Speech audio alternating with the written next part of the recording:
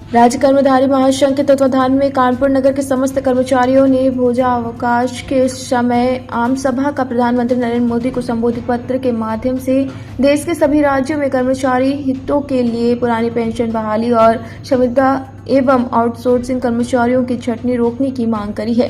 अपनी 17 सूत्री मांगों को रखते हुए कर्मचारी महासंघ के प्रांतीय अध्यक्ष लेकिन विगत कुछ वर्षों से कर्मचारी हितों की लगातार उपेक्षा करी जा रही है, जिसके चलते कर्मचारी अपने को उपेक्षित और शोषित महसूस कर रहे हैं। अपनी मांगों को रखते हुए आज भोजनावकाश के समय कर्मचारी महासंघ के बैनर तले कर्मचारियों ने मांग करी कि पुरानी पेंशन बहाली और संविदा कर्मियों की छटनी को तत्काल रोक जाए।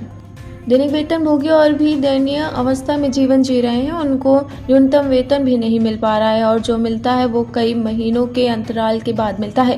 कर्मचारी महासंघ ने ऐलान किया है कि यदि सरकार हमारी मांगों को नहीं मानती है तो आने वाले समय में इस आंदोलन को तेज किया जाएगा और सभी मुख्यालयों समेत दिल्ली के जंतर मंतर में धरना देते हुए केंद्र सरकार को घेरने का भी काम किया जाएगा।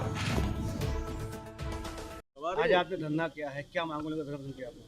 17 सूत्रीय हमारे मांग पत्र पर यहाँ धरना माननीय कमल अग्रवाल जी के नेतृत्व में हुआ।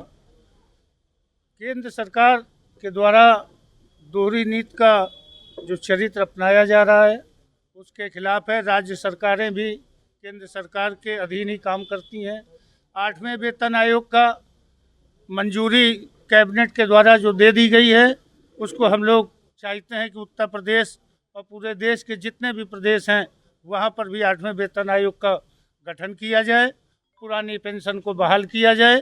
आप ये मान के चलिए, चाहे वो प्रधानमंत्री जी हों, चाहे वो किसी भी प्रदेश के मुख्यमंत्री जी हों, अब कर्मचारियों ने ये अपना पूरी तरीके से मन बना लिया है कि हम लोग आर पार की लड़ाई लड़ेंगे। आपकी कुर्सी जाएगी, हमारी कुर्सी नहीं जाएगी। अगर मांगे नहीं मांगे तो आगे क्या करेंगे आप लोग?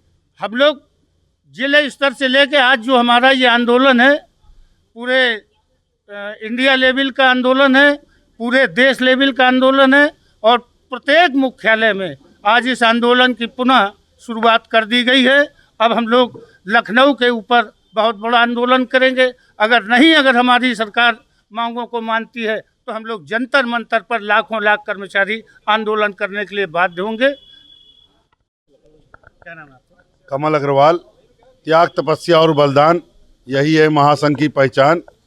उत्तर प्रदेश राज्य कर्मचारी महासंघ वर्षों से राज्य कर्मचारियों की समस्याओं को उठाता रहा है और अनेकों समस्याएं उनकी पूर्ण कराने में सफल भी रहा है, परंतु विगत कई वर्षों से उत्तर प्रदेश के अंदर राज्य कर्मचारियों की अनदेखी की जा रही है।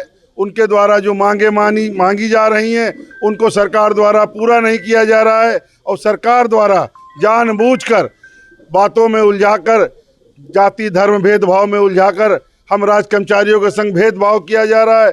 हमारे राज्य में संविदा आउटसोर्सिंग के अनेकों ऐसे कर्मचारी हैं जिनको मानदेय 2000, 4000 और 6000 रुपये दिया जा रहा है ताकि उनका परिवार पालने में उनको बहुत दिक्कत हो रही है और ये मानदेय उनको प्रति माह मिलकर 4 महीने और 6 महीने बाद प्राप्त होता है। इससे उनको अपने घर का गुजारा चलाना बहुत ही मुश्किल हो रहा है और ना उनको काम के घंटे हैं, अवकाश की सुविधा नहीं है, जॉब की गारंटी नहीं है, मुआवजे की व्यवस्था नहीं है। बिजली विभाग में मैं देख रहा हूँ कि 50,000 संविदा के कर्मचारियों को सरकार निकाल रही है। ये गलत है। आप 50,000 कर्मचारी को यदि आप निकालेंगे तो बेरोजगारी बढ़ेगी और हमारे देश में अराजकता का माहौल पैदा हो सकता है। इसके साथ ही अभी केंद्र सरकार में जो बजट पारित हुआ उसमें 100% FDI LIC के लिए किया गया। यदि LIC विदेशी ताकतों के हाथ में चले जाएगी तो हम राज्य का लोगों का जो पैसा जमा है, हमारे कर्मचारियों का जो पैसा उसमें जमा है, वो डूबने की आशंका हम व्यक्त कर रहे हैं आपके चैनल के माध्यम से। और ये हम कहना चाहते हैं अपनी सरकार से कि हम आपके दुश्मन नहीं हैं, हम सरकार के कर्मचारी हैं, हम सरकार के दुश्मन नहीं हैं, हम मशीनरी हैं। और सरकार की मशीनरी में यदि निराशा की भावना और आक्रोश उत्पन्न हो गया तो निश्चित तौर पर भविष्य में सरकार को इसके बुरे परिणाम भुगतने पड़ सकते हैं और राज्यों पर इसका असर पड़ेगा। उत्तर प्रदेश राज्य एक वेलफेयर स्टेट है और वेलफेयर स्टेट का काम नो प्रॉफिट नो लॉस पे होता है।